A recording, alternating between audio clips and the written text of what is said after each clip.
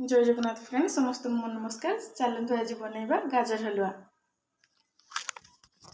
देखो फ्रेंड्स मु आगु करनी किछिटा जिनस तो फोन टा खराब होता तो मु आगु बन पारिनी एबे हठात किना आसला करके मो वीडियो जतकी पारिछि सेतकी आपनको शेयर करूछि। मु आगे कौन कली घी पकेली पाखापाखि 3-4 चामच तापर गाजर को पकेली तार रस मरेली स्लो फ्लेम रे तापर पानी मरीगला गाजर तापर क्षीर पकेली क्षीर पकई सारा पर ताकू बहुत लो फ्लेम रे फुटिया छाड़ा पानी देखूँ केमती मरी या भितर मु चीनी भी पकई देखो फ्रेंड्स एथरे मु काजू आ आलमंड बादाम को काटिकिना पकई तापर हूँ छाड़देवा कि समय माने पानी मरवाई आउरी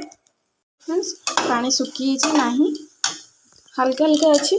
एवं चलतु खुआ पकई नवा मु 100 ग्राम खुआ नहीं किले गाजर नहीं चीनी अल्प पकेबे बेसी मात्रा रे पकेबेनी आपन को स्वाद अनुसार पकई नेबे चीनी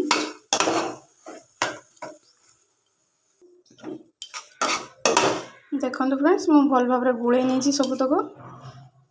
चलतु ताकू भी किसी समय टिके फुटिया छाड़ा फुटिया ता देहर जमती मिसीज चलते गुड़े नहीं ढाकुणी खोलिया आ देखिए